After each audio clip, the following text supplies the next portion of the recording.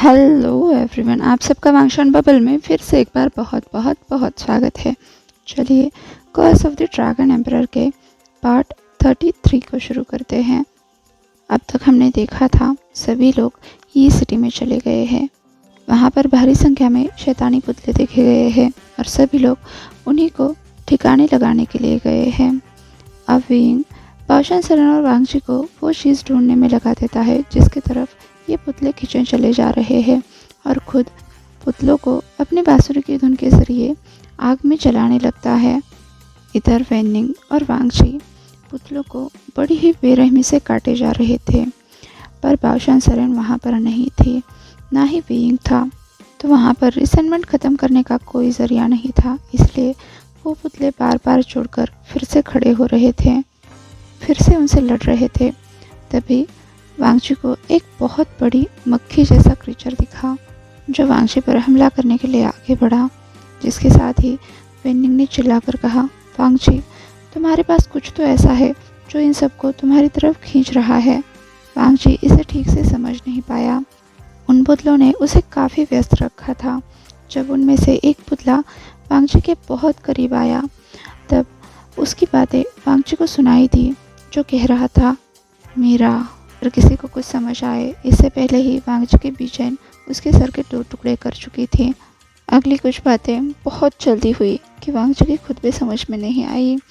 वेनिंग वांगजी को बचाने के लिए उसके पीछे की तरफ मुड़ा और साथ ही उसके पीछे एक और स्पिरिट भी आई। वांगजी ने अपनी बीचैन उस स्पिरिट की तरफ जोर से फेंकी, लेकिन उस बीचैन ने न सिर्फ उस स्पिरिट को पुतले को मारा बल्कि वहाँ का एक पोल भी उखाड़ दिया, जिसका दूसरा सिरा जाकर वेनिंग के कंधे में घुस गया और उसके मुंह से खून निकलने लगा। ये सब कुछ इतना जल्दी हुआ कि वांगजी बीचैन को वापस लाना भूल गया और इस तरफ पुतलों ने ये समझ लिया कि वांगजी के हाथ में कोई शस्त्र नहीं है, तो उन्होंने वांगजी को घेर लिया। अपने आप को, अपनी कोर को बचाने के लिए वांगजी नीचे बैठ गया। वो पुतले उसके पीठ पर अपने नाखूनों से कुरेदने लगे। वांगजी के रोब्स फट चुके थे। उन पुतलों के नाखून उसे अपने स्किन में महसूस हो रहे थे। वो उन सब के बीच में बहुत बुरी तरह से कैद हो चुका था। एक पल के लिए उसे ऐसा लगा उसका अंत नज़दीक आया है, पर अगले ही पल उसने ठान लिया वो अपने आप को उनके हवाले नहीं कर सकता। उसके छोटे भाई वेनिंग को उसकी ज़रूरत है, उसके हस्बैंड को उसकी ज़रूरत है। तभी उसके अंदर, उसके पेट के निचले हिस्से में जो ची एनर्जी बह रही थी, ऐसा लगा कि उसमें उफान आया है, मानो वहाँ कोई दहाड़ मार रहा हो। और वांगजी अगले ही पल उन पुतलों को खुद से दूर फेंककर आज़ाद हुआ। उसने अपने खाली हाथों से उनके साथ लड़ाई शुरू की। वो उनकी गर्दनें मरोड़ने लगा, उनके हाथ पैर तोड़ने लगा, जिससे वो डेमॉन्स चिल्लाते हुए ढेर होने लगे। और तब जाके वांगजी को समझ आया उसके पीठ से रोशनी निकल रही है। लांझा! तभी आसमान में उड़ते हुए विंग आया, जिसने वांगजी के पास आते हुए उसे अपनी बाहों में ले लिया, उसे सुरक्षा का आभास दिलाया। विंग कहते हुए वांगजी ने राहत की सांस ली जब विंग की रिसेंटमेंट ने उसे अपनी आगोश में ले लिया और उन खुकार डेमन के पंजों से उसे आज़ादी दिलाई। समय मानो एक पल के लिए ठहर गया और वांगजी ने अपने कज़न की तरफ देखा। बाओशन सरन अपने मैसिव ड्रैगन फॉर्म में वहाँ पर पहुँची और एक पल में ही सारे डेमॉन्स टुकड़ों में वहाँ से उड़ते हुए दूर जाकर गिरे। उन्होंने वेनिंग को अपने पंजों में पकड़ते हुए उस डेमॉन की भीड़ से दूर किया। तभी विंग ने बाओशन सरन से कहा, आप वेनिंग को बचाइए, मैं वांगजी को संभाल लूँगा। एक शब्द बोले बिना बाओशन सरन रात के अंधेरे में गायब हो गई। वहाँ पर अब बाकी के कल्टिवेटर्स भी पहुँचने लगे थे। वांगजी को अपने बड़े भाई की आवाज़ सुनाई दे रही थी, पर वो किसी भी चीज़ पर ध्यान नहीं दे पा रहा था, क्योंकि वो बस विंग को ही देखे जा रहा था, जिसने अब अपना आकार बहुत ही बड़ा बना लिया था। वह अभी भी अपने ह्यूमन फॉक्स हाइब्रिड फॉर्म में था, पर कुछ अलग लग रहा था। ऐसा लग रहा था उसकी स्पिरिचुअल एनर्जी बदल गई है। उसके पंजे और दांत निकल आए थे और वो ग्लो कर रहे थे। जैसे ही वो अपने हाथ हिला रहा था, उसके पंजों के साथ साथ बिजली दौड़ रही थी। उसके एक ही वार से डेमॉन का पूरा ग्रुप ढेर हो गया अब वो डेमॉन्स बहुत ही बुरी तरह से चिल्लाने लगे, साथ ही वो पुतले भी। अब वांग जी को विंग की आवाज़ सुनाई देने लगी, जैसे वो गुर्रा रहा हो। उसके इर्द गिर्द जो इन एनर्जी थी वो बाकी सब कुछ अपने अंदर खींच रही थी, मानो विंग के इर्द गिर्द रिसेंटमेंट का चक्रवात बन रहा हो। हर तरफ से बस चीख पुकार सुनाई दे रही थी, और अब तो विंग अपनी बांसुरी बजाने लगा था, जिससे ये नज़ारा और भी भयानक हो गया। बस कुछ तो बदल रहा था, जैसे उसकी इन एनर्जी अभी और संतुलित लग रही थी। पर तभी वांग जी को विंग के ऊपर कुछ तो दिखाई दिया, एक डिस्क जैसा जो विंग के सर के ऊपर घूम रहा था। ऐसा लग रहा था कि वो सारी एनर्जी उस चीज़ में जा रही है, न कि विंग की तरफ आ रही है। एक पल के लिए वांग जी पैरालाइज हो चुका था। उसे पता चल गया था कि ये इन आयरन है, और विंग ने किसी तरह से इसे अभी भी संभाल कर रखा है। ये टूटा नहीं है, और वो विंग की सुन रहा है। ये बिल्कुल ही अजीब था। वांग जी ने इस बारे में कभी सोचा ही नहीं था। जब उसने गौर से देखा तो उसे वहाँ पर वाइट टाइगर सील दिखाई दिया, जिस पर चारों प्राचीन गार्डियन के चित्र उकेरे गए थे। इससे पहले कि वांग जी पूरी तरह से समझ पाता कि वो जो देख रहा है वो चीज़ है क्या, बांसुरी से एक बहुत ही भयंकर आवाज़ निकली, और तभी सारे डेमॉन्स, घोस्ट, सब कुछ ख़त्म हो गया। बस उनकी चीखें पीछे रह गई, और उनकी बची हुई राख हवा के साथ घुल गई। एक पल के लिए बिल्कुल सन्नाटा छा गया, कोई भी अपनी जगह से नहीं हिला। तभी विंग ज़मीन पर गिर गया। वैसे तो वो अपने पैरों पर खड़ा था, पर वांग जी को समझते देर नहीं लगी, वो किसी भी वक्त गिर सकता है। जब विंग ने अपना चेहरा उठाया तो उसके सर पर 2 एंटलर्स निकल रहे थे, और उसने कोई मास्क नहीं पहना था। वांग जी लड़खड़ाते हुए रिसेंटमेंट की आगोश से बाहर निकला। उसकी पीठ बहुत बुरी तरह से चलने लगी, पर उसने उस पर ध्यान नहीं दिया। वो तुरंत आगे बढ़ा, पर उसकी गति कम पड़ गई। उससे पहले ही जिन जोशिया ने विंग को देख लिया। तुम वो चिल्लाया और एक कदम पीछे हटा। तभी जियांग वानिन भी दूसरी तरफ गिर गया। वो चिल्ला रहा था, चुप करो, उधर मत देखो। वो जिन जोशियान को ढकने की कोशिश कर रहा था, पर बहुत देर हो चुकी थी। विंग ने उनकी तरफ देखा। वो चौंक गया, क्योंकि उसकी आंखें लाल हो चुकी थी, और वो सामने के 2 आदमियों पर टिकी थी। ये दोनों बहुत बुरी तरह से चिल्ला रहे थे, और उनके शरीर तुरंत ही चलने लगे थे। दोनों भी अपने जलते हुए बदन को देखकर चिल्ला रहे थे। तभी वांग जी आगे बढ़ा। उसके दिमाग में अभी कुछ और नहीं चल रहा था, बस उसे अपने नज़रों के सामने जियांग यानली दिखाई दे रही थी। वो उसके नसीब को इतना ख़राब नहीं कर सकता।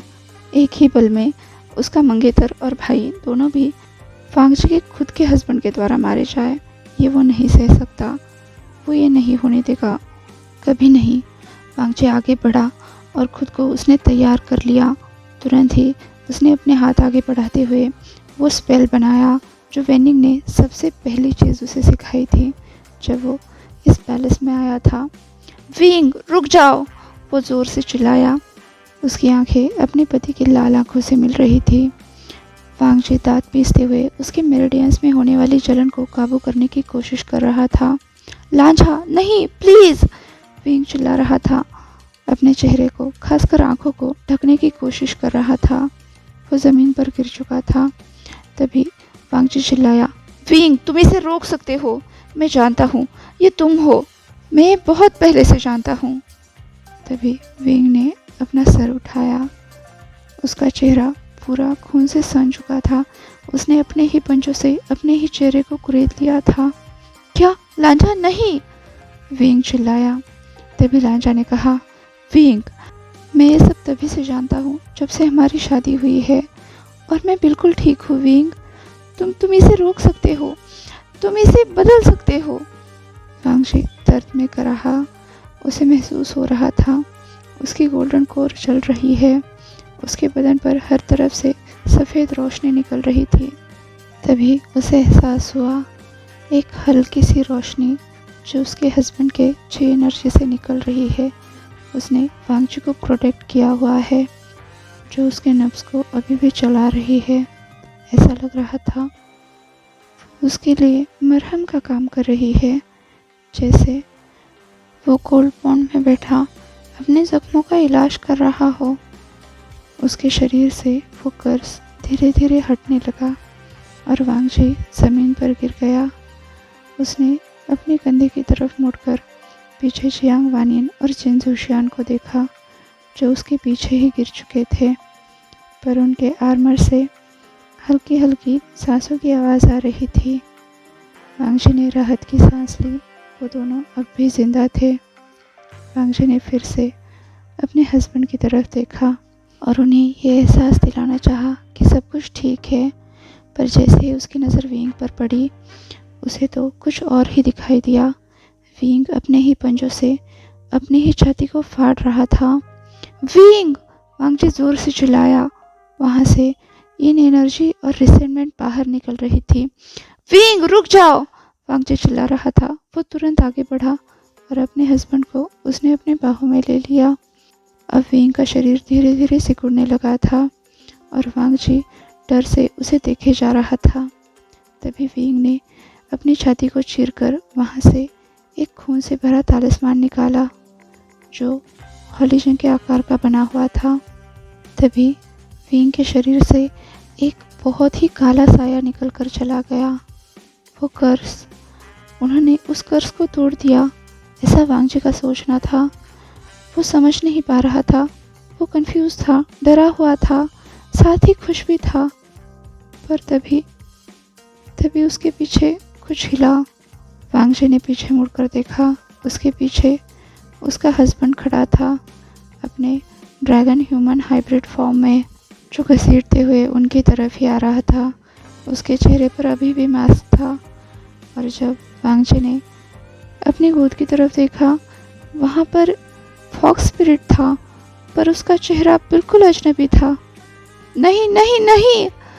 उसका हस्बैंड चिल्ला रहा था और उसके पास पहुंचने की कोशिश कर रहा था, पर वांगजी के गोद में पड़ा शरीर धीरे धीरे हवा में मिलने लगा, जैसे कुछ देर पहले वो डेमॉन्स मिल रहे थे।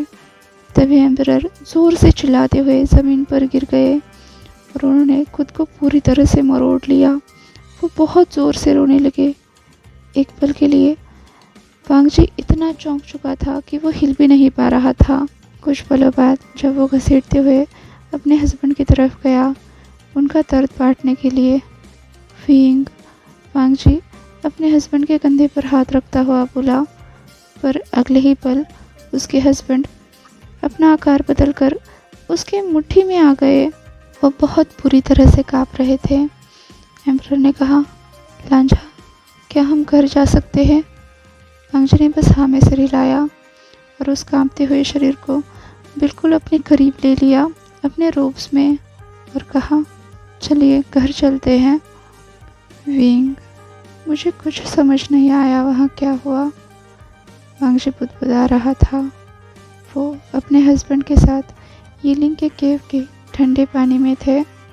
वो दोनों एक दूसरे की बाहों में थे। वांगजी धीरे धीरे विंग की त्वचा पर अपना हाथ फिरा रहा था। विंग अभी भी अपने ड्रैगन फॉर्म में था और वांगजी को पूरी तरह से लपेट कर बैठा हुआ था। उसका चेहरा वांगजी के नेक में था। वो अभी भी कांप रहा था। मुझे लग रहा था तुम्हें पता नहीं है। विंग ने साय किया और वांगजी के बालों में अभी भी अपने नाक से रब करना जारी रखा। विंग ई-सिटी से ट्रांसपोर्ट होकर सीधा यहाँ महल के नीचे वाले तालाब में आ चुका था। वो खुद कांप रहा था, सांसें भारी हो रही थी, फिर भी उसने वांगजी की मदद की, उसके कपड़े उतारे, फिर उसे उस पानी में ले गया जिससे वांगजी पूरी तरह से ठीक हो सकता था। उसकी पीठ पर जो जख्म हुए थे वो भर सकते थे। अभी विंग ने वांगजी को चारों तरफ से घेर लिया था। उसका स्पर्श वांगजी को आराम दे रहा था। विंग ने कहा, सच कहो तो मुझे समझ नहीं आ रहा, कहाँ से बताना शुरू करूं। तभी वांगजी बुदबुदाया, शुरू से। ठीक है, विंग ने कहा, तुम्हें दिखाना ज़्यादा आसान होगा।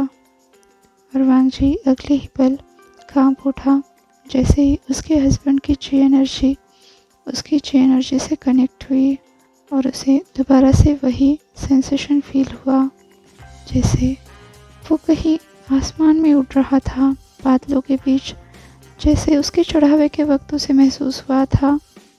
जब उसने आंखें खोली, खुद को और विंग को हवा में उड़ता हुआ पाया। दोनों भी ची एनर्जी के जरिए जुड़े हुए थे।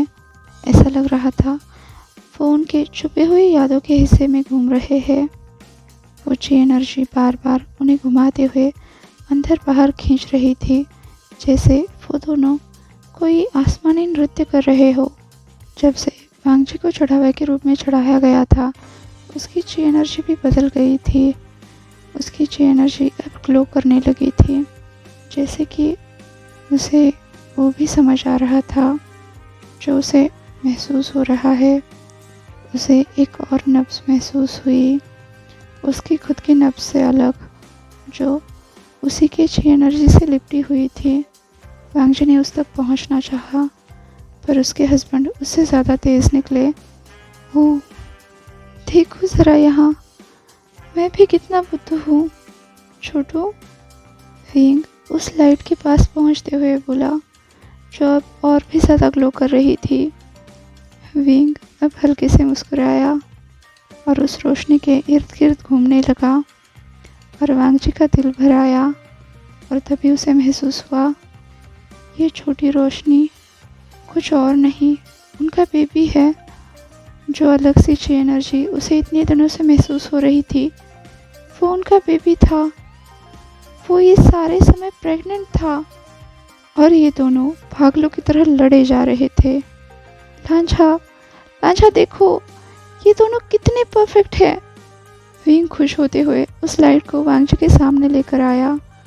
वो रोशनी अभी भी उसकी ची एनर्जी से लिपटी हुई थी। हाँ, वांगजी बुदबुदाया। वो उस छोटी सी ची एनर्जी को महसूस करने की कोशिश कर रहा था। दूसरी तरफ विंग हंसते हुए कह रहा था, फिंचिक तो पागल ही हो जाएगी, क्योंकि उसने ये नोटिस ही नहीं किया। विंग को हंसता हुआ देखकर वांगजी को ऐसा लगने लगा उसने काफ़ी दिनों बाद सूरज को देखा है। बहुत दिन हो गए थे उन दोनों ने बातें नहीं की थी। वांगजी के दिल में बहुत सारे सवाल थे, बहुत सारी चीज़ें थी जो उसे सताए जा रही थी। काफ़ी सारे सवाल थे जो उसके जीभ पर आकर रुक रहे थे, पर अंत में वो बस इतना बुदबुदाया, विंग, वो फॉक्स स्पिरिट। ओह हाँ, हमें पहले ये बात समझनी चाहिए, विंग ने साय करते हुए कहा। और जैसा कि वांगजी जानना चाहता था, फिर से एक बार दोनों आगे बढ़े। फिर से एक बार वो उनकी यादों में घूमने लगे। आज के लिए बस इतना ही, आपसे कल मिलती हूँ। तब तक के लिए अपना ख्याल रखिए। वीडियो पसंद आया हो तो लाइक, शेयर और कमेंट कर दीजिए।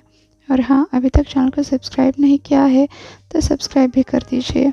और वांगशान बबल में खुश रहिए। Thank you.